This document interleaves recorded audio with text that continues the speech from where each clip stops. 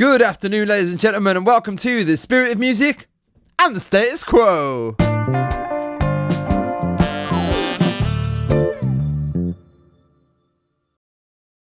Welcome to the show, a special individual who I've had the joy of knowing for well over a decade. Can you believe it? Jazz Soul Scat Singer-Songwriter, event organiser on Birmingham's true music soul. Call me Unique. How you doing, man?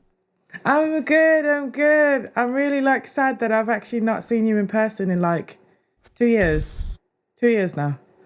2 years? 2 years. Whoa, has it really?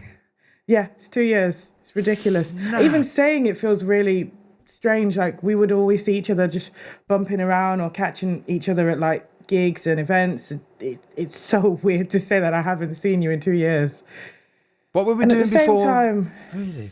2 years? Yeah, it's been 2 years. Wow. Damn you, Boris. Yeah, damn you, Boris. Definitely. It goes without saying, it's been a mad last year for sure, and the dust still really hasn't quite settled for the music industry yet. No. So that's kind of crazy. I mean, what's been keeping you busy this last year? Wow, a combination of cat and turtle. Buying more plants, that's definitely become an obsession. Yes. I really need a plant allowance. I really do. Someone needs to just say, okay, you've reached your max now. You got to wait till next month, or you got to hopefully please don't die, but you got to kill a few to basically swap a few. But for me, musically, really, really happy to know that I've been doing a lot of stuff behind the scenes in regards to an EP/album. I'm in between. I mean, it's the 6-track thing, so it can be classed as both.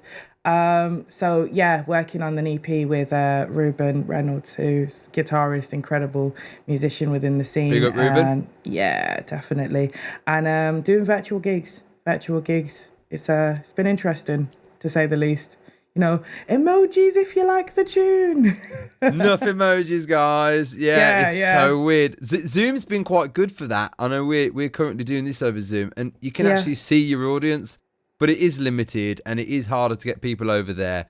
To drag people over to something they're not always on is something obviously Definitely is different. But speaking about your live streams, obviously you recently did something in January, I think it was, with Sofa Sounds. Yeah. How amazing was that? That was in coalition with Jamesons whiskey, right? Yeah, definitely. I'm super, super chuffed. In fact, I've been doing a lot of stuff behind the scenes with the guys, playing for a lot of international companies directly via their platform. So it's been an incredible thing to know that publicly the Jameson one actually came out, and privately, it's been a mass amount of gigs. Again, super, super massive shout out to Sofar Sounds for all the stuff that they're doing. And yeah, Jameson sending me a little package, hand delivered by some really lovely guy. Was yeah, just keep this in the fridge. And yeah, I find the whole thing really overwhelming. You did that with Ruben and Chris, was that right? Yeah, Chris Russell. So how did that come about then? Did you, because you've obviously done stuff with Sofa Sounds in the past anyway, Is that right? And so you've just been working with them. Did they because I've heard some amazing things come out of Sofa Sounds. Obviously your stuff amongst they've got millions and millions of followers at the moment. Definitely. They've done so well.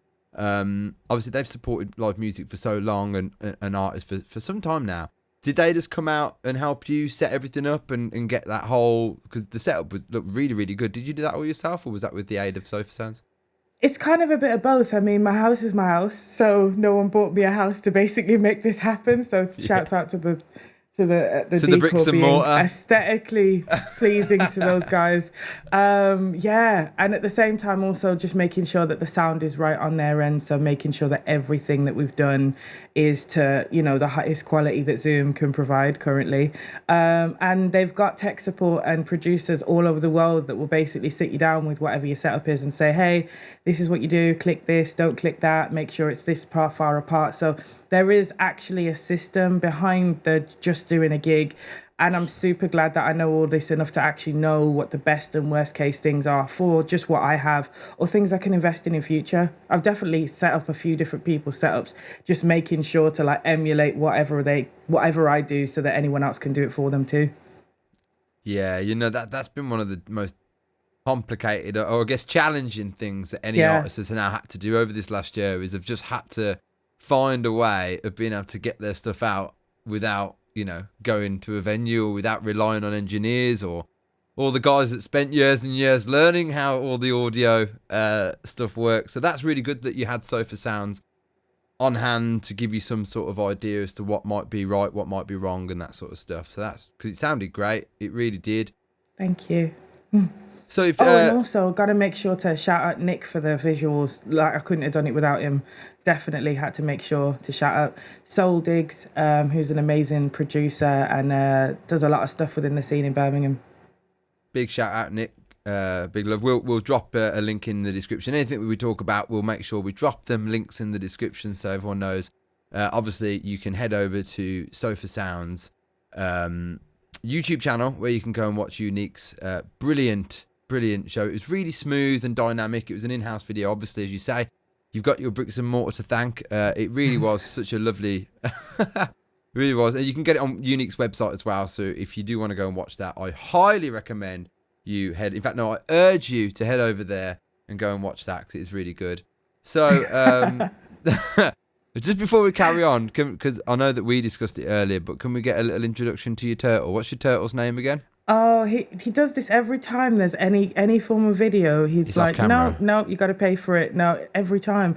But this, wherever Smart he is, however turtle. he is, yeah, he's like, no, I don't get enough commission for this. No cameos. So in here is Salmon, and wherever he is in the house, there is Ninja. Ninja was named after the fact that he hid for 2 weeks until I made a fish finger sandwich, and then he came out and went, right, cool, I acknowledge you.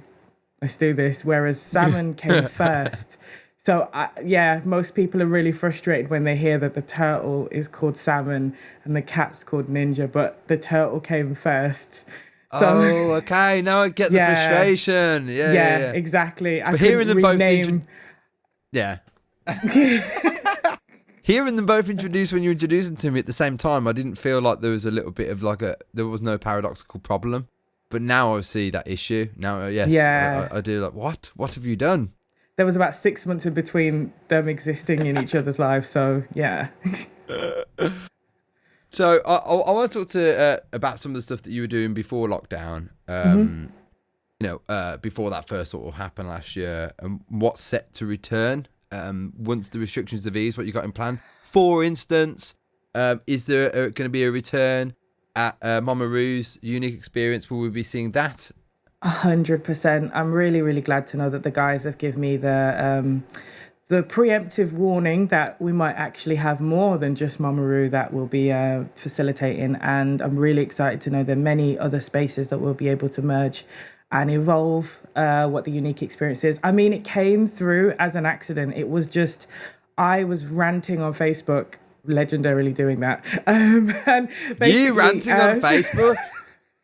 I was ranting on Facebook, and basically a really lovely guy had a status saying, like, where is the next Yardbird? And I went, there is never going to be another Yardbird, because unless the Yardbird basically comes back and does exactly what it is, and based on the fact that, and I just went off on a tangent, and one of the owners of Mama Rue basically saw my comment, inboxed me and said, hey, if you're so strongly passionate about there not being another this, how about you try? How about you give it a go? Like, how about you actually try and see if what you're so frustrated about not seeing, how about you actually try to replicate that? So I brought in my ideas. This was way before Mama Rue had a name. It was just the second room or the other space. There was only just Spotlight. And years later, I'm pretty much like part of the furniture, which again, super, super thankful for, and really, really excited for the events and lineups. Yes, I've actually had you on my list for about half a year, trying to make sure to connect you with like alternative artists, making sure to get the mix right between not just Birmingham, but so many other places. So I just the last times that we did it, God, there's a space between now and whenever we were doing things in my head that just merged. But whenever we were doing this, I was starting to actually connect some of the international artists and friends I had, some of the Londoners. And I know that also opens so many other genres, so many other styles, so many other things than just what I know. And that's where I was like, I know exactly who I'm going to pair Mets with. I know exactly how it's going to work. So yeah, I'm looking forward to hollering you and saying, hey, got a gig, let's do this. Are we going to be able to do it together though? Are we going to at least be able to do a track together on stage? Oh yeah, like that's been due for years. That's been due for years. The last time we performed together was at my mum and dad's old club, if you remember, in Chinatown. Oh my God, yeah. How can I forget? Of course. Legendary, legend. So, shout out to mum and dad. Big shout out to Met and Sylv. Yes. I wanted to so for anyone that doesn't know the Yardbird or Unique Experience, could you just give a little breakdown of what that night actually is and how that started? Obviously, you've just said how that starts, so maybe what that actually is. Well, again, like the venue owners basically approached me in regards to having stuff, and I just remember having an abundance of friends that I thought, I want to have them in this space. And we always test trial things as me being the guinea pig. Here's Ninja. Hey. We always Ninja. test Again, for those that are just listening, the cat has entered the screen and bounced off. A really nice cameo there. I think it just wanted to come and show off. So thanks for that. Definitely. So with all the creatives and entrepreneurs and musicians that are in the scene, I basically just kind of test trialed what kind of creatives I can have in that space. And every time they've changed the space, I've changed the setup. So as big as they've gone, anyone that might have been to Mamaroo back in the day might remember that tiny little house, the doll house they had. We tested that. We tested the house being off. We tested the mics being here, the speakers being there, no stage, higher stage, upper stage, 10,000 lights, backdrops. So we've been the tester. And I guess that because we kept trialing and testing so many different things, it had to come with a name. Kind of meant, let's call it the Unique Experience, because it feels like we really are doing something different every time.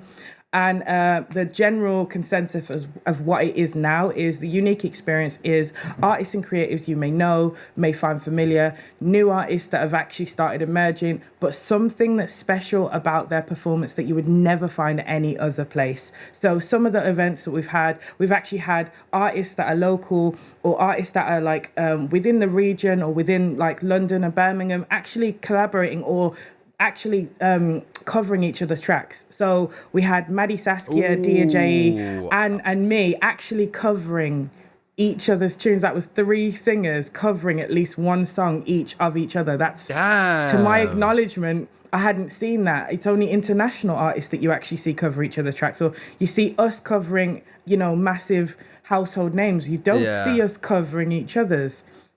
So that was one of them. Also having a battle off between some of the band members, actually having them bring in what songs they're like specifically in love with at the moment. We've also had genre themed ones. We've had Juggernaut, Vital, and Simon Jr. also on stage for the dancehall one. Oh, it was a madness. I remember Jugger was telling me about that one. He said that was different.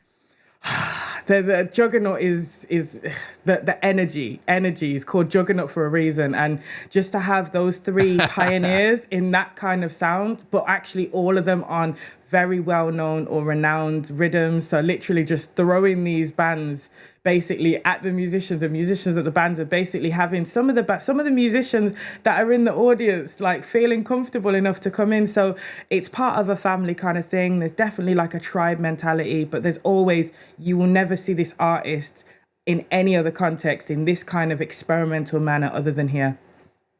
I saw some of the crowds that you did there. It lit up differently. You're looking at, and look, I love the Yardbird. It was one of my favourite venues. I used to go there. I can't even say rest in peace because Ollie's still rocking it in his own way. And I saw Ollie before, and I've had my own trial at trying to get him to bring it back out into some way, shape, or form. It just hasn't. We're all coaxing.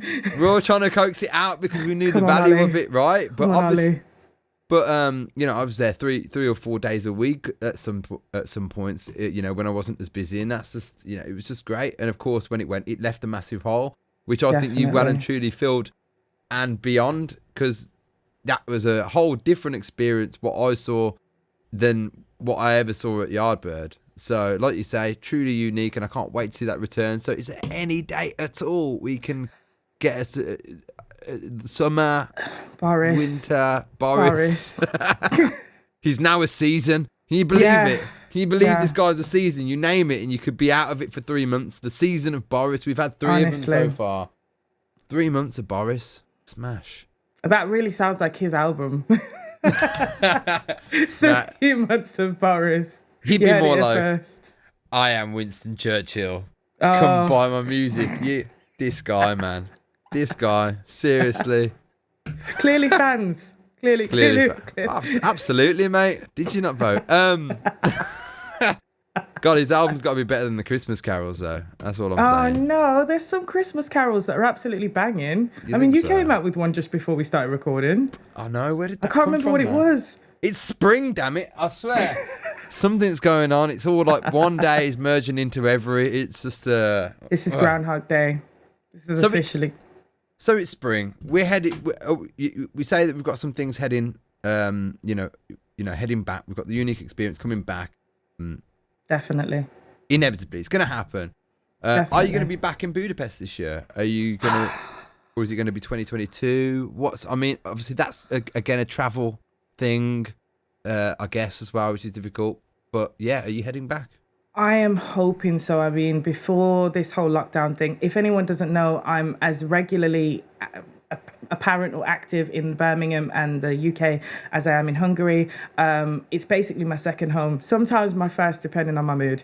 And basically, I miss my family there. Like, it's a huge thing. As much as I have like a family vibe as far as the musical creativities and the scenes here, I also have such a beautiful, expressive, inspirational, amazing, like just diverse scene in Budapest that I'm so thankful to be a part of and have been embraced. And I think it's a shame because I've always said that I wanted to merge the experiences both way. I've had a few artists from Birmingham actually go out to Budapest. I've actually brought Ed Geeter out there. I've brought oh wow. Yeah, I've brought Kofi Stone out there. There's a few artists that I've definitely had big pending. up Kofi. We love you. We love you. We love all of you. We love all of you, man. We love all of you. But like, it's so sad because there were certain events and like collaborations that I basically lined up last year, the year before. Just, COVID. So we're all waiting. I'm just really happy to know that anything that we have actually got in place or any of the actions and plans, because there is an album. There is an album that was recorded in Budapest with an incredible band / members, current and past members from Amoeba. And also have to make sure to shout out Subby. And yeah, basically I recorded an album. We've been waiting to basically let that go for a long time, or more so 2 EPs that basically combine as an album. And I just wanted to have the ability to actually perform them and, release them officially, properly in Budapest as they were made. They were founded in that space. So yeah, I'm keen. I know the guys are really excited, and we're all just on hold until anything can be confirmed. Because I absolutely love the idea of you being in Budapest, and I really want to go. I mean, it's a really forward-thinking, active country, and I suppose it needs to be, because Hungary in itself it's sort of bordered by 5 different countries. These are different cultures of different, totally different ways of lives, and they're all sort of coming together. Oh no, hang on, I've totally. Oh yes. Oh my gosh, disappeared. It said battery. Did it? Oh man. Yeah, it said battery. Brilliant. Here we go. I'll grab that now. It'll pop this one back. I should have spelled over. I thought I had. Can we play some like elevator music, please, Lindy? Ba ba ba ba ba ba ba ba ba ba ba ba ba ba. Thanks. So that was really Unique's good. Elevator music. Out in 2022. Reserve your copy today. You heard it here first, guys. Definitely. Guys, remember, guys. So Hungary, we were talking about, bordering 5 different countries. Tell us about Budapest. How would we? What would entice us, other than yourself performing there? What would entice us to get over there and go visit the place? The food. I'm there. Food. One word.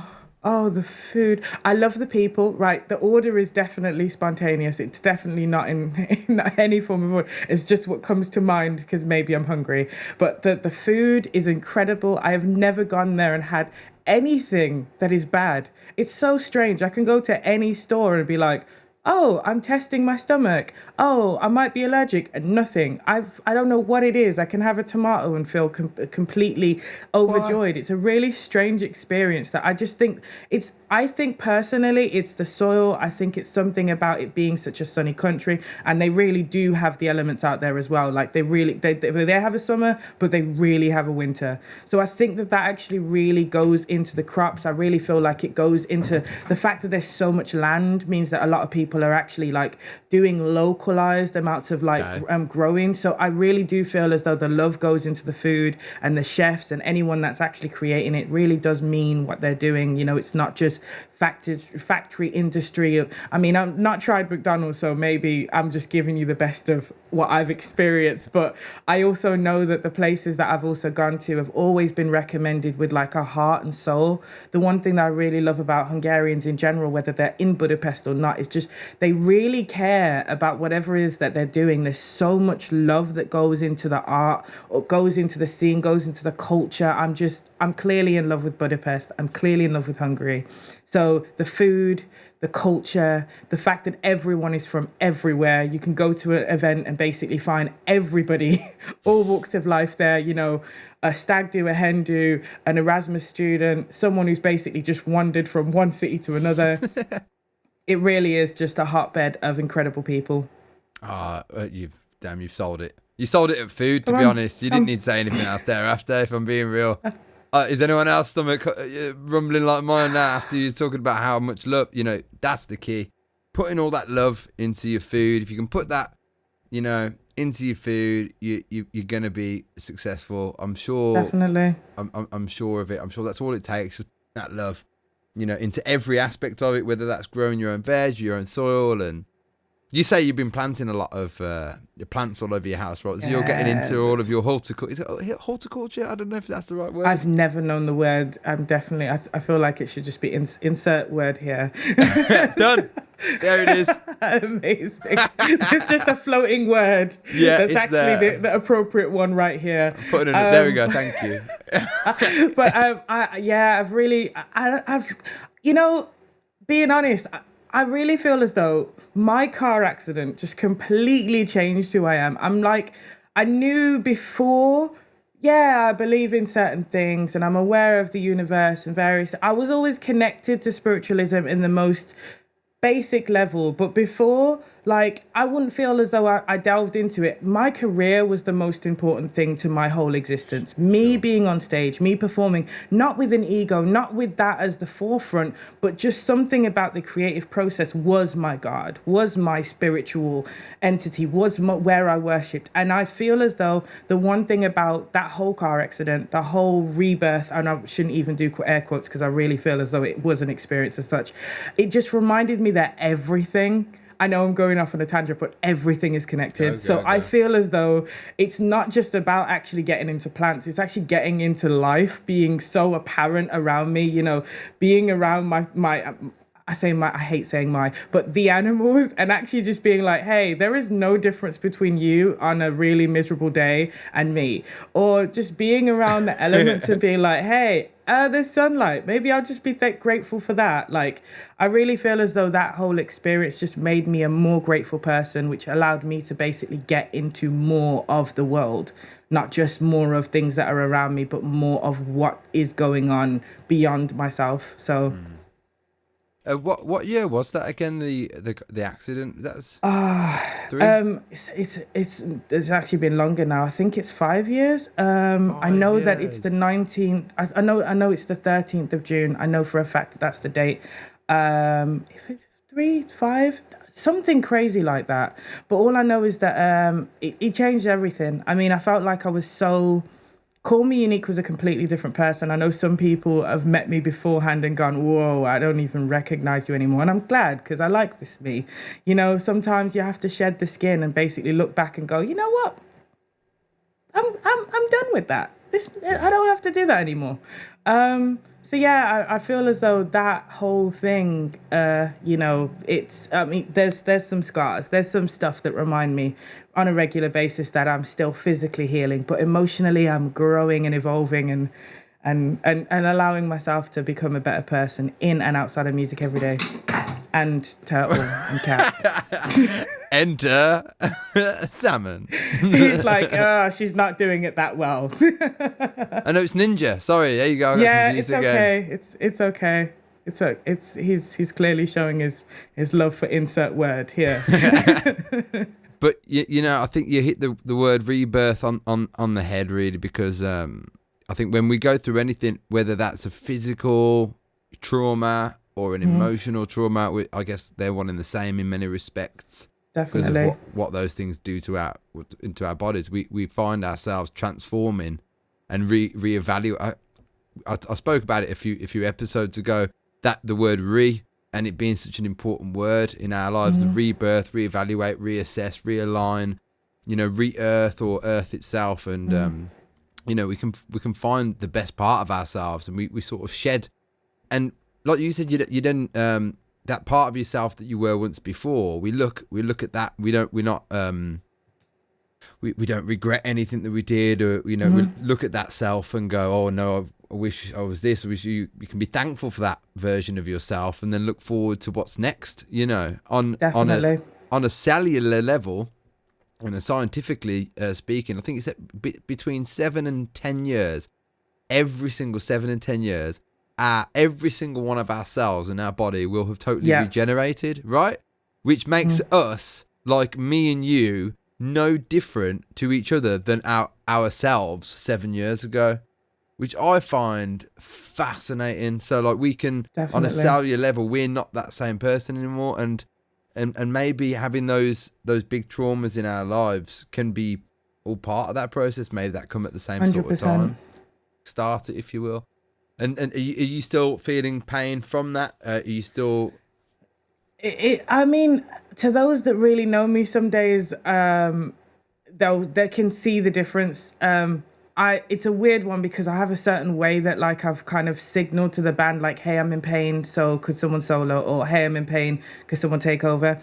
Knee injury, definitely long term. I mean, doctors said that like it's pretty inevitable that arthritis is going to be a thing, but for me, I've definitely found that actually training with Juggernaut, shouts out to Juggernaut. Yes, Juggernaut. We're going to get you on soon, bro. Don't get it twisted. We're going to get you on here soon as well. I'm biding my time with you, bro. Definitely. But Juggernaut's training me 2 days a week, and I'm really feeling the benefits. I went from actually wearing knee braces and the back brace and a this brace and a that brace to like now being like, hey, I'm not going to wear one of them, or hey, I'm not going to do this, or hey, I'm going to try to do that. And I'm just seeing the growth, from me basically being like complaining of doing one push-up to like, yeah, let's do more. Yeah. But also, shouts out to CMOS.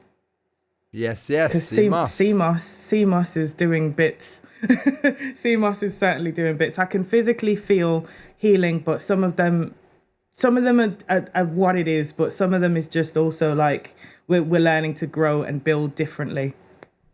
And the sea moss, how are you eating that? Are you having that with just like, are you not steaming it, but like, are you having it with like, how do you have it? I kind of do a bit of everything, really. I mean, like I've used sea moss as a face mask. I get the dried version basically from a really lovely guy that I found on Instagram.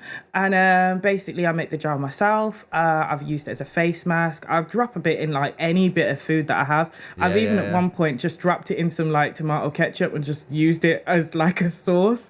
Use it on anything. Ketchup? Yeah. I've just dropped it in tomato ketchup because naturally I'm like, well, I'm going to use sauce, so I might as well just kind of throw it on whatever it is that I'm going to eat that's going to connect with sauce. I'm trying to connect the two words. Tomato sauce? No, that's so bad. Oh, yeah. Tomato? Someone make that. Someone make that, please. Please. Make that. We're looking at you, HP. Get on it. Remember HP used to be in Brum? Tomato sauce. I know, it's crazy. That used to be where the old BR&B station used to be as well. I feel like if there's anything that this is going to get titled, it's tomato sauce. Tomato. Like, what? Because someone was telling me that they just have it just as part of their like dinner, like as part of their Sunday dinner as well. They'll just like get it and not boil it, but they'll just put like some warm water on it just to like, you know, soften it all up, and then just put it as like a side dish, which is an interesting I've never tried that. Yeah, I mean, definitely smoothies as well. If anyone really, really can't take any form of I don't want to see even any morsel of it, just blend that whole thing in, just let it marinate in whatever sauce it is that you're actually putting. But yeah, like definitely blending. I just find different versions of putting it in everywhere, but the whole putting it as a side dish thing, I've never tried that. No, I haven't yet. I've done the smoothie version. I mean, you go for the purple or is it the gold that you go for? I think it's the purple. It's purple. That's meant to be really proper. That's proper. Honestly, I wake up and I'm like, I just feel alive the rest of the day. Nothing's wrong. No issues. Is there anything else that you've been doing? So you've been doing training. You've been doing CMOS. Obviously, you've been inadvertently practicing mindfulness. Was that a conscious decision or? A bit of both. For self-awareness and also I mean, again, I feel like half of a mummy to the scene and also half auntie. Depends on who you're talking to and how old they are. Some people do call me like Brummy Mummy, like, yes. And then some people call me Auntie Brum. It just depends on who and why, because I am so super, super passionate about like just making sure that people's mindfulness and well-beings are okay. I do a lot of work in mental health. I've done a lot of work in mental health for years. In some ways, I kind of don't naturally advertise it because I feel a bit cringy when going onto a social that basically sees exactly what they do in artistry and then goes, oh, look how much I'm helping people that are from disenfranchised backgrounds. And I don't want to wear that as a badge of honor. It's more like I do it because I love it instead of I do it because I want to be acknowledged or praised for doing it. So yeah, I've worked in mental health for years, working predominantly with a company called Red Earth Collective. The CEO basically used to work for Time to Change and basically got me connected with a lot of those companies like Mind and Help Musicians UK and various other things. So I just did a bit of a ranty post about that recently. Link in the description. But yeah, basically actually teaching people that are currently in mental health related matters. So people that are actually currently sectioned, people that are currently in mental health wards, people that are currently incarcerated or have connections to the criminal justice system, and basically teaching them music, which has been incredible. Wow. I also teach at a youth centre called The Pump. I started basically as the female representative so that there was more like people that looked like me that were able to support people that looked like me, if that makes any sense. And I've kind of just turned into virtual sessions Did they all have a treble clef here? I think that's what you meant, right? I think I'm always trying to be like conscious of the fact that not everyone identifies as being female or male. So instead I'll just say people that identify to look like me, whatever that means to you in whatever capacity that is. Because I sometimes, I hear you. to be as politically correct as possible. Very PC unique, thank you. Trying. It is a obstacle course now. It really is the PC world. Yeah, definitely. I want to go back to, you don't want to wear it as a badge of honor and stuff. Like I get where you're coming from because you're an artist and you probably more modest than most, and Sorry, I'm like, well, depends on what day. Depends on what day. Yeah. But it's true. It's true in many respects. And I think it's important that you do share it and use your platform to do so, because you've developed this creatively, and what you're essentially giving anyone who's facing mental health issues is the ability to work on themselves musically, just like you did, and they can see what you've done musically and what they're going to be receiving. And I guess if the more you discuss it, using the large platform that you've got, the more you open the doors for the people that want to do it but maybe haven't thought about seeking out some guidance or help. And I guess from my perspective, it feels like it's not, when you share it, it wouldn't be gloating. If anything, it's actually reaching out to more people that may want to access those but don't know enough about, those definitely. I definitely know exactly what you mean. I mean, that's exactly why this mummy brummy kind of thing came along, because I do speak about it in performances. That's the safe space that I actually let it be known. I use it in music. The EP that I've basically been working on with Ruben is actually predominantly connected to mental health. There is such a predominant, insightful, very, very, very honest understanding of exactly how it's connected to me, how I've been plagued with certain tendencies or, experience certain connections. Again, if people really kind of looked into conversations that I've always spoken about the fact that my oldest brother, who I've actually never met, suffers with schizophrenia, that there's been mental health within my own family that I've kind of seen or was aware of. And, that it's predominantly in the music scene. It's just probably not as diagnosed or not as supported as it usually is. So I'm always honest about it in the safe spaces that I feel as though people actually look for the information from me.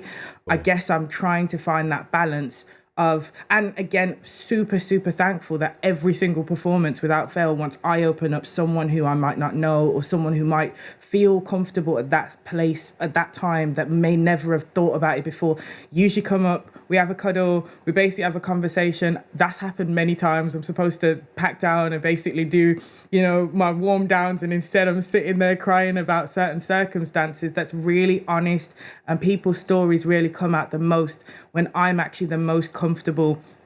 So it's kind of, to those that really know, there has been means that people have called me, especially during lockdown, and just said, hey, I'm not coping, and I've made some calls, or I've supported people, or even when people were at the most financially difficult, this has actually been a place that people felt more comfortable about getting a sandwich or a conversation from a distance, or, just some awareness of amenities, or just places that they can actually get support instead of going directly to websites and organizations that they feel really overwhelmed and really confused and really just, I'm this person, I don't want to be seen as struggling, or I'm this person, I shouldn't be seen as needing support, or I'm in this way. In no sense of the word do I feel as though it's eligible. There are people struggling more than me. There are people that deserve it more. There's this weird battle that some people have gone through, and I'm very honoured, super honoured to have been the middle ground where people feel as though they can be open and honest about it, and also that there is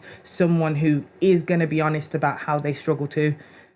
I guess it's kind of, it's if you know where you're looking for me, you'll find me. And I know that sounds super ambiguous, but spiritually, I'm just aware that, like, once you send that frequency out, those that need it, they come, and those that need you, and those that you need actually come in the way that you need.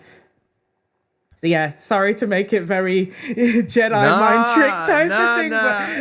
But That's no, you're quite all right. I really understand. I guess I don't understand yet, but I suppose there is a feeling of, you approach a website or a helpline, a number, that there is still a real detachment there between yourself and the person on the other end, whoever that might be. I suppose we become so accustomed to just typing things online and stuff that doesn't feel real, and the help isn't there, because that's something that you go looking for, I guess, when you can speak with someone like yourself directly and actually have that human contact, which I know that everybody's been seriously deprived of over this last year. That's where you really start to make developments, and seeing someone face to face. Are you doing that sort of by Zoom as well, and things like? The music and mental health stuff has been really apparent. Like, again, working at the Pump, doing stuff with young people, that's not just music, but also just a bit of a catch up as to how they're feeling. This place has kind of felt like everyone's been imprisoned in their house or in their space or whatever it is. So it's sometimes felt really comfortable for people to just come on Zoom for an hour and just say, I'm not okay, or I'm struggling with this, or now I don't have a studio, how do I do that? And alongside that, also genuinely having the space to say, I'm not okay, how do I get help? Or I'm not okay, I just want to talk to you about it, and that's it. And Yeah, I think that that's exactly why I've been. I wish that in some senses that the lockdown was more lenient with the ability for the old jams that I used to have in the house with a bunch of musicians that basically don't know each other, or a bunch of creatives. I'm very, very well known for having very sporadic jams. Thankfully, my neighbours in whatever household I've lived in have always been really thankful, because they've always appreciated the element of live music. Damn straight. Yeah, I'm really glad. Like, my neighbour upstairs, Ricky, super lovely guy, has even brought his drum kit down. Oh, yes. And he's even brought his drum kit down and gone, hey, if you just need this or if you need that. And you know, I'm loving that I'm a Mosleyan, so I'm really thankful that the space that I'm in is actually like accommodating to that very creative kind of very virtuoso hipster type of vibe. But even in Handsworth, where I was before, and the other houses that I was in Handsworth, all the neighbours were just happy to see that someone was trying to create almost a, you know, if you were Christian, you'd go to church in some sense. And I felt as though for musicians, we didn't have that place where we went to. So I created it in my house. So I just said, you know what? I know that this is my home, but I kind of want people to go somewhere and feel as though they can just express, share, praise, worship, you know, confess, whatever it is that they need to do and let themselves be free. And I wish that was the one thing that I actually was able to do during lockdown. But in some senses of the words, I'm sure that they'll be back. Oh, they'll be back, because we've got a date booked in for summer. I'm coming over. I'm coming down with jam. Oh, yes. It's happening. Salmon is more than welcoming you. Thanks, Salmon. What about Ninja? Oh, I think he's just gone off and done a diva moment. Yep. So I'm not even welcome to him. So. Oh, that's fair enough. All right. Yeah. I'll wait with bated breath on that one. I'll see the end result on that one. Unique. Let's talk about some music. Yeah. Obviously, you've got an EP/album coming up, of course. But you've recently released an EP in collaboration with. Now, you got to correct me if I got the name right. Oh, no worries. ROQA? ROQA. See, I love that. As soon as I say his name, I want to speak Hungarian. It's just instinctive. Igen, yes. And can you spell? Can you speak a bit of Hungarian? Enough to get to the toilet and get paid and get food. Hey, that's pretty much all you need. What you need. Yeah. Eat. Pay, play, yeah, sweet. But yeah, I've definitely been learning in the background, but I know I can understand more than I can say, which is actually more hilarious, because most people are sat there watching going, she laughed exactly when it was the joke. That's more frightening. But you can't tell it. Yeah, I can't recite the word, but I know exactly what you just said. That's obviously because you spent that time there. So did you guys meet when you were doing your rounds in Budapest then? Yeah. He's I always called him my landlord, because whenever I went there, I went, hey Andras, can I stay at yours? And wherever he was, or whatever version of a place that he had, he was always willing. He's definitely been my landlord a few different times. And I'm just really, really thankful that he's from a few different bands. One specifically that I'm really strongly connected to, Soul Clap Budapest. Wow. I really feel like those guys, they definitely have like such a hip hop sound. Like, it's so eclectic, so wonderful. Some of the members are all living in different places right now, but they're all based in Budapest, or were based in Budapest. And we kind of met through mutual friends. As I said, it really feels like more of a brother-sister vibe now, where at any given point, but I have to say, if it wasn't for Monkey Neck, none of these things would have happened. So big shout out to Monkey Neck. None of these things, none of these connections, if it wasn't for Monkey Neck listening to me on the radio, heard me basically connected internationally as far as like, hey, we'll connect as far as collaborations, and fly me out there, wouldn't have met a soul. Yeah, we have to give her flowers. And ROQA is a fantastically crafty neo soul and hip hop producer from Hungary, because he layers old vinyl samples and mixes them with sort of electronic textures, so that brings a very, very standout sound that really works well with yours. So it's a very, very good combo. I really enjoyed listening to the the EP. It's called 2.0, and it's like in fact, no. Can you give me a breakdown of the EP and how that came to be made? So yeah, we've always kind of sat in studio and he played me beats and I thought, this is dope. Again, you described it perfectly. He really does take really authentically quirky vinyl samples or like electronic sounds that I'm like, I don't know where that's from, you know, and an abundance of equipment, basically. Just like, he has such an alternative ear. And I always found that, like, I was always freestyling bits and pieces when he was like layering things or showing me bits and pieces. And 2.0 came about just because I think I was talking about the evolution, the whole car accident, just growing, becoming a better person, really evolving that 2.0 of myself. And yeah, we made that song. We kind of felt as though the whole EP itself kind of had a theme without having the rest of the tracks. And weirdly, some of the stuff kind of became a bit clairvoyant as far as some of the stuff kind of came into fruition afterwards in a bit of a frightening way. I didn't cause COVID. I did not cause COVID. Unique. We're going to have words. I did not cause COVID. But one of the songs called The World was actually about something to do with a very apocalyptic, very cataclysmic experience. And I spoke very prominently about some things in the water. Something is in the sea. There is something that the government isn't telling you about. There is something happening. And when writing those things, and I mean, this was about a year before this all kind of came about. So when we were in the mix and mastering process and I re-listened to my lyrics, I went, this is frightening. This is a bit too much like what's happening. So you wrote this pre-2020. This was written in... you see. What have you gone and done? Yeah. I'm going to write more about random plants and rainbows and the immersion abundance. Of yes. Unicorns. Yes, I'm going to write more about the abundance. So apparently writing about problems might cause them. Law of attraction. But I guess we all kind of knew something was bubbling. And I think naturally there was those that are awakened, those that are aware could sense something stirring.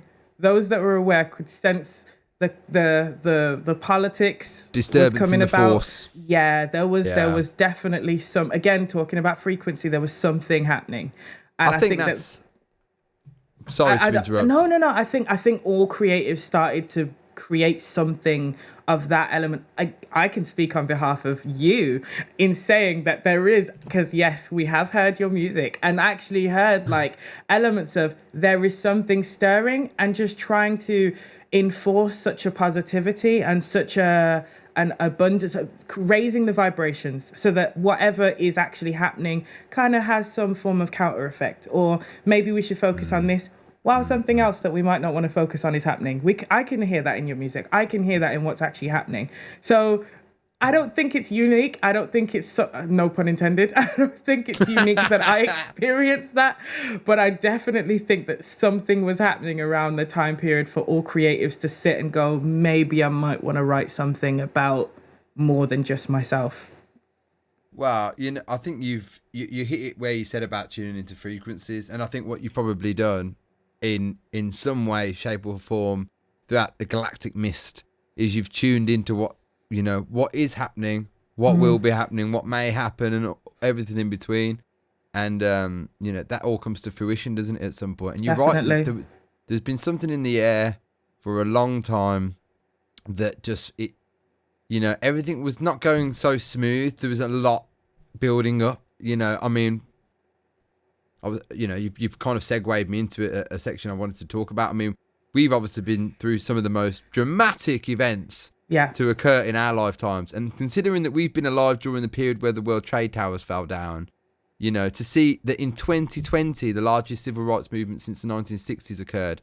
I mean, we've been spoilt with catastrophe and amazing inspiration and incredibly spine-tingling times.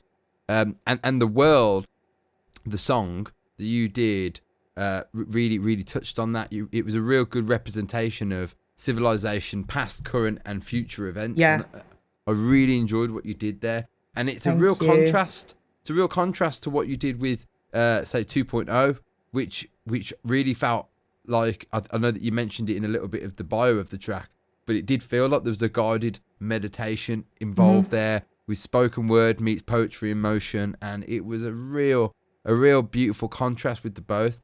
So it's really unique to hear you speaking about these things in such clarity and with a whole new sort of version of yourself. It really is, you know, it's amazing to see. I hope so, because one thing that I definitely think that is important is that as much as you change, you also kind of have to, you spoke on it before, reflect on the old. And I don't think that just me changing occurred. I don't think I am the solar, I don't think I'm the only planet in the solar system. And I think that while the world changed, while the ripple effect happened within myself, the ripple effect happened externally, and so many other elements actually just started to become more aware to me and many others. And I think that that's exactly why there is here's my reflection on self, and here's my reflection on everything else, and here's how they merge. I'm same kind of thing with a bit more, which was more about the understanding of how emotions, that love language. I definitely have to shout out Maddie Saskia. She was actually my inspiration in regards to this song. Before getting to the studio, I was in Hungary, and we were talking about a relationship of hers, and she expressed her emotions, and I walked into the studio with her story in my head. And when I heard the beat, I went, Maddie, I'm going to have to tell you, this is too inspired by you. Do you mind? And I gave her the first exclusive of everything, gave her hey, this is your story. I just want permission directly from you, whether this is actually something, that you feel comfortable in me sharing. And, clearly she gave me all good, all go. So yeah, that's exactly why 2.0 kind of feels like a combination of here's how I've grown, and here's how the people I love and people that I've experienced during my own evolution, during my own change, have grown, and here's how the world has changed while we've all been growing. A bit more. I felt like that really illuminated your music aura. When I heard that, it gave me a Lian Havas sort of meets who yes, I love as well. The sauce. Saucy. The saucy sauce. Mm-hmm. It sort of meets neo soul and jazz. It had that feel. But you had like big, almost. I won't say ballady, but there was those real lifting tones in your vocals there that just went wow. And so I guess that makes more sense now that you went in with so much emotion through your friend's story, because I felt that big time in that song. It's towards the end, which obviously is nice to have a bit more at the end. Definitely. I feel as though, especially during that whole writing process, I was so engaged, because it's really weird to be in a completely different city and yet feel so connected to your friend who's in Birmingham, and be like, I can't separate the two. These worlds feel too aligned. These emotions feel too at the same exact space. And I do feel as though, and I'm really thankful that I have such an incredible friendship with her, one of my wives. I really feel honored to know that she let me share that energy, because again, it's all about energy. That was her source, that was her story, and yet I'm just a narrator, basically. So in some senses, putting myself in the emotions of her shoes, not her shoes, but the emotions of her shoes. How does it feel to be in your shoes? Was exactly how I'd gone about that whole thing. I'm just really glad that 2.0 is finally out. I definitely feel as though I need to push it a lot more. I think in some senses, once the world opens back up, I'm then going to be able to, we never got to perform that. The world closed during the time period where that was released. So it never really got its unique experience, no pun intended. So come on, these puns are intended. Come on, they're all here. So once the world opens back, once the world opens back, I feel like I can actually give my baby the ability to go to school, if that makes any sense. Does, good analogy. Yes, it does indeed. Yeah. I really look forward to seeing that, perform live, the EP there, because it is a shame that whatever gets released at the moment, we don't get to see it out live, which is It's a strange thing, isn't it? Really, when definitely to be able to perform it live as well. 100%. That I hate to say the word again, but that energy of being on stage and that connection with an audience, you can't beat that. You cannot. Nothing on Zoom can replicate that emotion of looking in someone's face and seeing the joy of them being entertained, even if it's not by yourself directly. Just seeing that instant reaction, there is nothing like it, except for maybe chocolate. Chocolate, no, chocolate. I can't do it. You know, I'm not chocolate. Nah, it's not for me. Nah, I do like sweet stuff, but chocolate's not. Oh. So I'm a syrup kind of guy, you know. This is where our friendship is really at the rocky stage. Oh so, no, is on a tightrope, just like that, just chocolate. Damn. No, about sweets. So I don't know if you've ever known this about me, but clearly now you're about to. I have a massive phobia of sweets. Hang on, no. Massive. What's when we're talking about sweets? Like, I'm not talking about like massive candy. Okay. What, but you eat chocolate? Chocolate's like sweets. No, it's not the same. It is not the same. Anything with cocoa related, or I'm trying to steer myself away from milk eventually, but the dairy related, cocoa related, that's fine. Any Roundtrees, Haribo's, jelly beans, gummy bears, all that, bin it. That. So, no, I've had a phobia of that since I was a kid. No one knows why. Yeah, genuinely, I have a phobia. Craig from the Yardbird, definitely legendary. Big love to Craig, man. Legendary, terrorizing me on stage. Basically, I told him that I had a phobia, and because he is like such a cool friend, but also knows my pinpoint, knows how to trigger me, actually threw a bunch of lollipops on stage and watched me squirm and jump Hang off. On. Yeah, lollipops. Yeah. It's a thing. Okay, I can understand jelly beans and stuff. No, I mean, like, it's a whole thing. I'm gonna have to pry a little bit here because this is new to me. So hang on. It's a thing. It's a thing. I'm gonna list 5 sweets. Right. Look, and actually, when I said sweet stuff, I kind of mean like pancakes with maple syrup and that kind of thing. Oh, okay. You know that. Yeah, right, we're back sweets to friendship now. Yeah. Just for the record, but. We can't let this one go because I got to figure out what are the ones that get you. So. Not because I'll keep them away from you. So thank you. Things like malwams, things like that. No. All gone. So we're talking about like refreshers and gone. All of them drumsticks. Yeah, gone. Things like if I'm making you feel sick by now by talking, but tell me to stop because it's hilarious. It's not. Is it like a fear? It's real phobia. Whoa. It's real phobia. It's a real phobia. Not a sick, okay. It's I have been on public transport and had to tell a random person who had kids, could you please wrap up those sweets because I'm gonna throw up. I've honestly watched. I don't know if you remember the Roundtrees advert of the. There was a woman in a car of some sort. Like she was in a carriage. Sorry, she was in a carriage. And the man's over in the corner, and she is apparently, you either get to be with the woman or with the sweet, or just, and they kind of keep panning between the woman and the sweet, and they keep zooming into the sweet. I think it's Roundtrees, and they keep zooming in. Every time I watched it, I wanted to throw up. No. I used to work catering, and basically a lollipop ended up on the aisle, and I refused to walk down the aisle just to do my job, and got in trouble and didn't care because I couldn't walk down the aisle.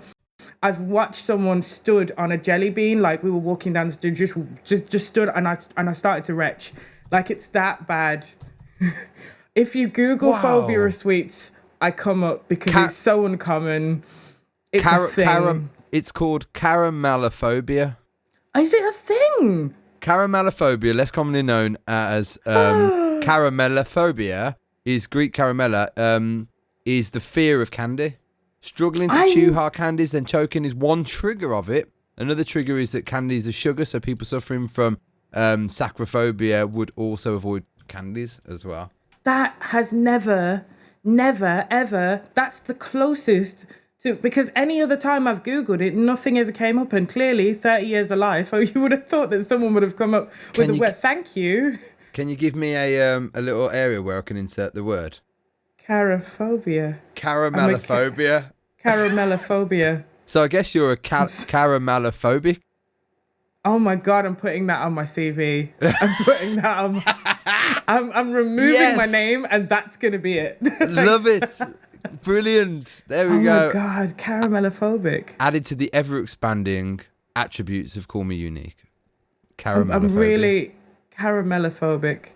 It really reminds me of supercalifragilistic. I just saw Salmon. He just popped out and said hello. Oh yeah, he's certainly just he's been up and down. He's giant, by the way. He's a big boy. He's like a terrapin? He's half water, half land. Wow. He absolutely loves to he's bigger than my hand, and he loves cuddles. Actually, he really loves to sit and cuddle, which is strange considering, although him and the cat turtle, they're not the best of friends. No, this one's the violent one. He's more violent with anyone else, but with me he's fine, unless he's hungry, but in that sense kind of understandable. Pretty similar to me. There is such a thing as hungry for a reason. And yeah, he's actually my mascot. Before anything to again, law of attraction, before anything to do with his existence, I always used to use the turtle emoji because I was always a massive fan of slow and steady wins the race. It always felt like my kind of mantra in regards to my career. I haven't put out a lot of music, but I'm really about just having that consistent, I'm going to continue to do music. I don't have to be about the momentum. I don't have to be that, artist that's basically throwing a 1,000 tunes that she basically doesn't really appreciate. I want to be slow and steady wins the race. And then when I got a turtle, I went, oh, I have a living mascot. It's awesome. I don't have the emoji anymore. It's a real life one. It's true. I totally recite that same mantra. Slow and steady. Just keep at it. I've Definitely. seen many people, and fair play to them. They just go straight for it, do as much as they possibly can, and they burn out. And if it whether that's emotionally or physically, because there is as we all know in music, there's so many aspects to it, including things like rejection and having to persistently, sort of knock on the doors of the places that you want to be in, or be at, or played on, or it's a long journey. It is a really long journey, and unless you've got like a one instant hit or an overnight fame, 100%, it's gonna be just, if you want to be outlasting and you want to keep going, that's the way to do it. That's the mantra. Definitely. I always say to people, there's the music and the music business. Yeah. And it's astonishing how small actually making music is in relation to the music business. Yeah. Wow. Honestly, even insert all categories here. Insert all. Thank you. I'm definitely doing that. But it might take me too long, so I might not be able to. So it's like the Star Wars outro. It just continue to have it rolling across the screen. We'll do it in the credits. References. Yeah, definitely. But I think and it doesn't help that technology is constantly creating new versions of what we should be, who we should be, how we should be. I'm sure back in the day we would all know a band or an artist or creative that would just get in a van, bunch of CDs, go to wherever it is. Now there's TikTok, Snapchat, whatever else that's going on in life, and I can't keep up with how much amounts of things that the industry wants us to be on, and the industry wants us to basically connect to, and the industry wants us to basically be engaged with and as interesting and as spontaneous as possible, while also being marketable. But there's also a weird contradiction and a catch-22 in that you as a musician have to be on all of these platforms and have to engage all the time, yet you also have to be supportive, and you also have to support, because also we're also fans. People forget when you do music, you're a fan of creativity, so you want to engage as well as propelling your own, I guess, social profile up. And the interesting thing about the music industry is that the more you engage with your own to try and boost that, unless you've got like a great team behind you and you do it, you're not doing it on your own, actually the less you're going to actually be able to give to the other people. So what ends up happening is everyone's so self-absorbed in their own social profiles, especially when you're splitting them across 7 or 8 platforms or however many you're on now. I mean, there's all sorts coming out. So how do we sort of find ourselves? How do we come back from this? Because I feel like we're going in a direction that's a very selfish direction, I think. Yeah. You know, and overexposed for sure. Yeah. Saturated, I feel. You know, something's got to give eventually. Otherwise, how many platforms are there going to be out there? I know that I think we should shed platforms as well. I think in many respects, I think Facebook is becoming more and more distasteful in some senses, and there are sort of platforms that are, you know, maybe bringing something different, something new, but equally are taking a lot of people's time. Yeah. There is a dehumanized sensation of being social on and social networks. It's literally being antisocial. You know, the more that we're actually engaged in the online world, and it's definitely a problem with the younger generation, because I feel as though, you know, me and you, we can actually sit there and we can take, to a certain degree, you know, the demographic of if there are more dislikes than likes on a post, or if there are no engagements towards something that we've shared. But some people are taking it to heart, and that hasn't been something that people have been trained to do. Again, going right back to mental health, people are not supposed to be. It's been ingrained in us. And if you haven't actually checked, if it's The Social Dilemma, I think it's called The Social Dilemma on Netflix, and they do a really great deep dive of how these things have been created to be addictive. You know, they have actually been created to give dopamine hits, you know, similar to drugs, similar to chocolate, similar to music. Something is in your mind actually getting a kick from a like, from a follow, from a share, something is actually, and we have been in the generation where we were still playing Kirby out on the street. We were still, you know, outside basically until the lights were on, and then we went home. We were still out in the world enough to understand the difference between being plugged out of the system, metaphorically and physically. And yet some people have been born into this, you know, the age of this, and, you know, people have had socials from birth. You know, parents have basically created online platforms in case that their kid becomes an artist or a creative or show any form of creative interests. That's you already supporting them being engaged in the system. It's not something that I can be for and against, one, being as though I don't have kids, and two, being as though I do not know how to be younger than the age I already am. I can only speak on behalf of my own experience. I'm only living my own life as this one as I've got. But I also certainly know the effects that it has on me, and I definitely can see the effects that it's had on people that I know. And the only thing that I try to do is try to, you know, I think that sometimes some of our humanitarianism gets too worldly, whereas I think sometimes our input has to be, how can I just affect those that are there around me? How can I just be the support system? I can't be the savior for everything. I can't be the Superman for the world. So how can I just be the Superman to me and my friends? How can I just be that support system, that educational space, that ability to have a safe home and somewhere to actually recover from what the world has done or is doing to many people? Wow. It's mad, isn't it? Because we have to find time to have, you know, intent and intentions to make the world, we want to make the world a better place in the grand scheme of things. And like you've just highlighted there, inside our ecosystem, our friends and our family, there's so much that needs attention, healing, and I think that's what the Social Dilemma, great documentary. Definitely. And I think that's kind of brought to the surface the ability to connect with people all around the world, kind of giving you, maybe in some falseness, the idea that you can change things all the way on the other side. And so we actually get involved over here and over there, and we find yourself in the comment sections arguing or bickering and thinking that's going to change the path of the And what I found most interesting is how the AI systems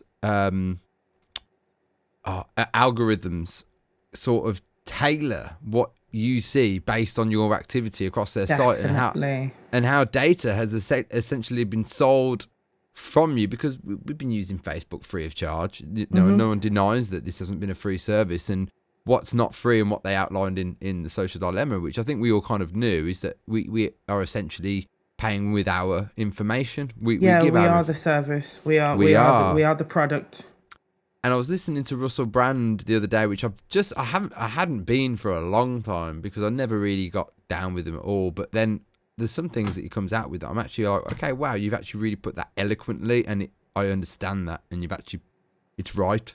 And definitely. the one thing he said was about the big data. Have they gone too far? At what point? I mean, they now essentially have, full control over law, politics. I mean, Mark Zuckerberg, I think, was one of the biggest funders of one of the political parties. And, if you've got that much sway, we're only now in our age learning about what social media is doing to us as a society. So how do you govern something that we still know nothing about? In fact, even the tech companies, like they described in Social Dilemma, definitely don't know that they had an intention. They set their intention of what it was to be, and it was to connect this and that, and it was to be closer to your friends and family when you're not around, blah, blah, blah.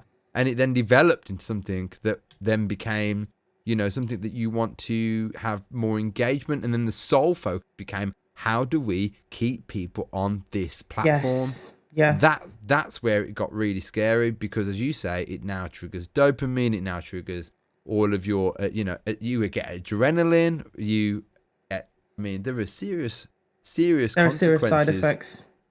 Serious side effects for kids, especially. I can take a bit of I can take having nobody comment on a political post, or a post that I rant out about, or my music post. I went through a period in time where I'd post something and there wasn't a like system.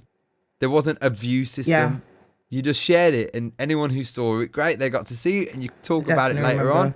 It never, the like button, the little thumb, the little verification, that changed so much. It changed, everything, the whole dynamic of YouTube, of social media, and, resharing and having, and then people got famous because, like Ed Sheeran, for instance. I think he literally sent out a song that he recorded on YouTube, put a video on YouTube, sent that out to his friends and said, let's see how powerful social media is.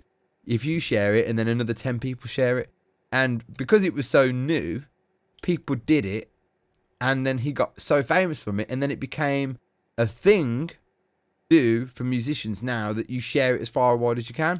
And I know it's important to share music, but it was this like share button was so new. It wasn't just like I don't know if you remember, I was talking to Sarah about this the other day. Remember when people I love you, Sarah. Sarah. She's in the garden. And what was I talking about? Sorry, we got so overwhelmed with the love for Sarah. What was I talking about now? The share. You were talking about the sharing with Damn it, I can't remember now. It's all gone. Oh well. Anyway, point lost. The share button, Ed Sheeran. Share button. It might come back to me now. I thought about the garden too much. I was in the garden earlier today. I looked out the garden. I was like, nice. Damn, I've got loads of things to do. And then I was like, I've lost my point. Amazing podcast, Mets. Focus, this is what damn happens. This is definitely what happens. This is where you just literally go back, record it all, and basically just get a still of me going. Yes. Yeah. This is the Zoom dilemma. Definitely. Anyway, let's move on from social media, because I think that's another conversation. We can definitely 100%. Talk about with that all the way till the cows come home. But talking about cows coming home, spring is here. I know I mentioned it earlier, and I'm getting excited for summer. What are you most looking forward to for summer? What's a unique summer looking like?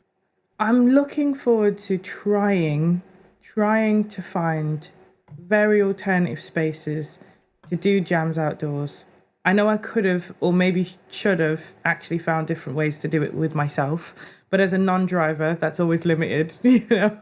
But I also definitely want to just go back to seeing gigs, you know. Some side of like being an artist and a creative is that like you're constantly on the output. But one of the ways in which it's constantly, and I definitely think that that's why some of the creatives that I know in the scene just kind of stopped feeling inspired, is because they weren't being surrounded by inspiration. So just being at gigs again, I can't wait to be in an audience. I can't wait to be right next to other individuals and be reacting to entertainment live. And yeah, I definitely think that I'm really looking forward to just allowing some of the networks and opportunities that I've actually seen within the house actually be explored outside of it. So I get it now. I've basically learned how to makeshift a setup at home. How do I actually make up a setup anywhere at any given space? You know, a barn, someone's backyard, you know, a garage. Like, I really want to be able to see how many alternative spaces we can make shows while we're still trying to figure out how big a show can be. Yeah. You know what? I think the possibilities are endless. I've been seeing Definitely. Couple of friends of mine been doing stuff in like factories and warehouse. Some guy did a thing on a cliff side. I'm seeing that's dope. In caves, on the side of mountains, and some like I know some jungle guys that went out and did some stuff out there. Now I think how good or Wi-Fi signal would be in a cave is something questionable. So I'm sort of like still a little bit. Is this some witchcraft, or is you actually just filming it and then restreaming it and putting that little live? Because you ain't replying to my comments. Just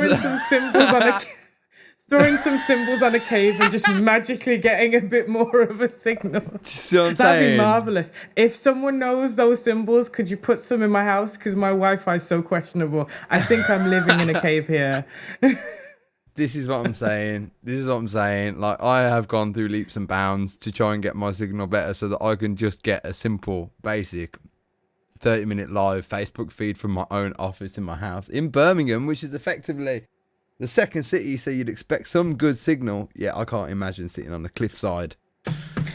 100%. But maybe, I don't know, you know, Elon Musk has got this new thing now. What's it called? He's put his Starlink up there, and you can now actually pre-order internet from any location in the world, and they come and deliver some hella big satellite and drop it onto you wherever, and you can get 5G internet. I don't know how I feel about 5G, but 5G internet. Yeah. Wherever you are, you know, and we're talking about 5G. You know, it wasn't ever 5G that actually bothered me, because I don't believe that the actual implications of the signal is an effect. It has an effect on the human body, at least immediately, or as we know in the short term, because I think they do enough, because all these guys and girls and everyone who's involved in creating 5G have done so many experiments, and they are in it. They're in this planet. We're obviously, you know, whatever we are in this atmosphere, we are projecting all these signals, and they are very much a part of that. And if they knowingly put stuff like that into the atmosphere, it's going to affect them as well. My issue with it, be as true as that may be, I don't know, but my issue with it was what it's being used for, and actually how that's going to cyber security, how that's going to enhance data collection, cyber control, data collection, being able to, you know, send images from one place to another to catch so and so, or collection. Things are much faster, means data collection can be more abundant, and you can get even more. So I think it's largely to do with data in the grand scheme of things, which is arguably scarier than any physical sort of implications that it can have. So that's 5G, but you can get it anywhere. So should anyone want to pre-order, go on to starlinknow.com, link in the description. This was a questionable shout out to Elon Musk. but talking about spaces, I might have a little space for you, Unique. So I'm going to talk to you after the show. Oh, yay! Very exciting news, but I'll talk to you about it after. It's not ready to be aired yet, though. But awesome. This is one for you. Looking forward to it. So I'm looking forward to the summer. Obviously, you've played at some massive festivals over the years. You know, some of my favourites, and including Secret Garden Party. You've done Simmer Down, Glastonbury, and Latitude, and you're smashing gigs, man. And you've obviously done Mostly Jazz, Funk and Soul again, and you're returning to Mostly Jazz, Funk and Soul again. Like someone else that I know. I know, man. I'm so excited. It's going to be so much fun. Although we're on separate days, I thought we were on the same day, to be honest. But I will be there, so... You're going to be there all weekend? Yeah. I mean, I'm a Mosleyan, so really, I have no excuse. Like, it's very true, yeah. If the same direction I have to go and get shopping is the same direction that the actual, to cross the road is to see the festival. So, yeah, it's too local to miss, and it's also an incredible lineup. Clearly quoting some of the incredible artists that I know that are actually performing. Yeah, I'm going to be there all weekend as well, and I can't wait to see you perform because I feel like it has been... no, it hasn't been that long. Time. I almost said 2 years. It's not true. I saw you at the Soul Sessions at the... place in that weird moment where Boris opened things up for a tiny bit and then went back to we had a glimpse of the tunnel and then basically realized there was more left to it. So yeah, you are right, actually. You are right. That was lovely. It was a really nice, albeit a little bit strange, to be in that sort of environment during that period of time. Was it November? I think it might have been. It was quite cold. I think I ended up going with Ilias. Yes. Yes. And it was 2 to 4 seater tables available, very separated, and you were obviously at the front. Upstairs at Centrala. It was a great gig. I really enjoyed it. But it's still so strange not to see you playing your guitar. See, Ilias and quite a few people that were at that gig are the original people that know me, same as yourself, that know me for what I was or what I am in fact. I don't know if you can see from here, but there are quite a few guitars, so it is an important thing for me. This EP, I can't wait to say, because the fact that the acronym is quite sketch, but it is what it is. It is When Is Tasha Coming Home? That awkwardly spells witch, but that is actually okay. A bit of controversialism, but yeah. So I mean, we burn sage. So great music video, by the way, Sage. Really enjoyed that. Thank you very much. If you haven't seen it, go check out Sage. So the whole EP, the whole emphasis as to why I worked with Ruben was so that I could have such a connection to the guitar playing again. So knowing that Ruben is my guitarist, or is mainly the guitarist for many of the things that I do, it just kind of naturally made sense for me to say, hey, I want to put some more guitar stuff in, and I also want to go back to playing guitar. So how about I work with a guitarist and make sure that I actually can play the things I want to hear. So the stuff that I actually have is me playing guitar, is Ruben sourcing it up, is definitely some stuff. I am going back to my roots. I know that we've spoken about that whole evolution thing, but I really feel like in some senses I've come right back round to 360 and said, hey, I don't think I should have left that as part of, my regrowth. Or I really feel like there is a part of me that really misses being 3 chords. And I know for a fact that you understand, and I think all creatives can relate. The more you know, the more technology that you get involved in, the more of your setup that evolves, is the more you start to be so critical as to what you do or how you do, that you then look back at everything that you have created and gone, I could have done better. I could have done this. If only I knew that. And I did that exact thing with my guitar playing to a point where I overthought and just didn't enjoy the experience. So I had to go back to a moment where I said, you know what? I know that I loved the guitar. I love the guitar. There's something about playing and singing singular, just me on my own, that feels like I'm expressing my whole soul in that moment. Everything, my whole being is able to just literally release. And I think that by putting it down and thinking so much about what the industry needs and what the industry wants, and how so many musicians that I aspire to be like or to improve like, I got overwhelmed. I compared myself to near impossible standards that is not me. I will not be the Steve Vai of, of Core Munich. I will not be the Leanne Lahavis of Core Munich. I will not be the there's so many other creatives that are known for the guitar playing singer-songwriter, and I think that because the industry kept saying, oh, you remind me of Lauryn Hill, oh, you remind me of this person, oh, you remind me of that person, and it got in my head for so long, and I started to say, I don't sound like them, so I'm just going to put this down. And that enforced this impossible goal, this in unreachable target of I will be better, and until I am better, I'm gonna put the guitar down. So I had to unlearn some things. I had to really go into my spirit and say, hey, are you building expectations for something that you can never match? Is the person you see in your head and the person you see in your heart the same person? If not, let's go back to this place. Let's go back to, and that's why When Is Tasha Coming Home? That's why the title is as it is. It's actually about coming from going outside of the head, going right back to the heart, going right back to where it is, going right back to home. So yeah, this is why the guitar playing is coming back. Exciting. Well, I'm sorry to interrupt. I was getting overly excited. No. This so good, so good. Yeah, it's something I've enjoyed seeing in you experimenting and you working a whole different new way, and it's definitely not taking any steps back by rejoining guitar. It's almost like your guitar has like come along and sort of sat by and watched it. It's been like, yeah, that's groovy. I love what you're doing here. I'm here whenever you need me, girl. I'm here. I'm here. Don't worry. You keep doing your thing. And you've gone, I'm ready. I want you back. And I am super excited.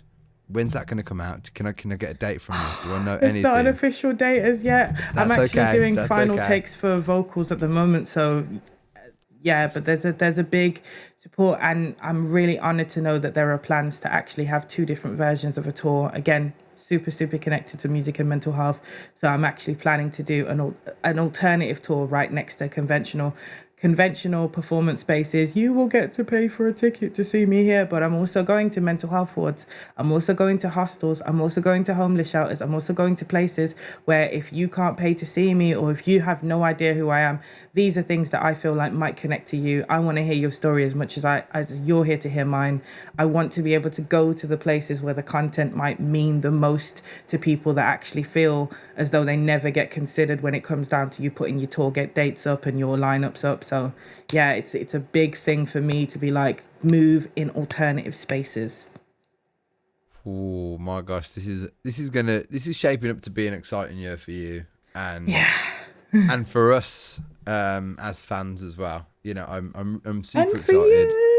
And for me, yes, I think for all of us, I hope. It's a lot of work has obviously gone in, and a lot of transitioning, and a lot of letting go, and being accepting, a lot of accepting, and coming to understand certain things that happen. And you just got to flow with it and go, okay, well, that's gone, and that takes us back to that creative, head brain that we've managed to sort of develop, where if something's not quite going our way, we adapt and we overcome. We learn new things, we learn new tricks, and we'll find our way to do what we love, and we'll find a way to get that music out there.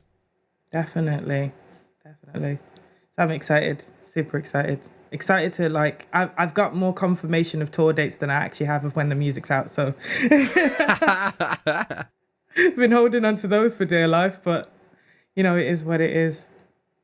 Well, Unique, a massive thank you for joining me today. I know you're a busy bee, and for anyone that wants to see more of Unique as well, please head over to Unique's website at nice and simple, www.callmeunique.com, and you can find all the amazing stuff that she's been doing. She's always updating that website as well, which is really good to see. So do head over to there, watch out all of her amazing work with the likes of Monkey Neck and you can say this name for me, Adi. It is a D. Yeah, sweet as. Yeah, very lovely video there, may I say. Thank you. Unique's own fantastic music works as well. You can see it all happening there. Everything that we've referenced which is a lot now, in the description below. You can see lots of stuff down there. And we're going to get you back on here next time as well, in the physical. We'll do this proper, maybe when the album's out, and we'll do it in a nice space. I'm just going to literally try to make the shape of the question mark right behind you. That's my mission. Maybe I can get that here. Oh, wow. That's your version. My version. Just to question everything. The paranoid version of the treble clef. Disclaimer, kids. This is not real. Please do not tattoo your face. Do not try this at home. Yeah, please don't. I've definitely had some parents call me and tell me that their children have gone with a permanent marker after seeing my face. It's not great. Especially when you miss. Yeah. Have you ever missed? I have never missed, including when I have actually been intoxicated. The weirdest time being at Snobs. Why I was at Snobs. Anyway, being at Snobs, and a really lovely girl came to me when I was not very sober. I said, hey, what's that on your face? I want one. And being not very sober, said, oh, come here, let me give you one. And I actually did. And genuinely did not, in any sense of the words, I did a really good job. I mean, bear in mind that, like, it's quotable based on the fact that I wasn't very sober. But the security guard then came over and said, is this the new entry fee? I'm not sure what's going on, but now there's 2 girls walking around with tattoos on their face. What's happening? Did he get one? He just questioned why, like, all of a sudden I changed race, hairstyle and outfit all in one, basically. I'm surprised it worked in Sweaty Snobs as well. I'm surprised anything was able to stick on the face. You know, it's one of those places where I can imagine everything. I remember I used to get the stamp on the way in, and then by the end of the night, there was no way I could convince them that I'd been in before. I don't think the Snobs oh God, Snobs. Other than my smell, I've been in. Smell that, man. Come on. This is the evidence. Unique. I might try that for future reference. We have to do this again. Let's do it soon, please. Definitely. All right. Huge love. Thanks for joining me. Thank you. Yeah, let's do it again. Definitely. Big love. Have a great weekend, man. It's a week now. Yeah. Yes. Awesomes. Bye. Big Bye love. Salmon and Ninja.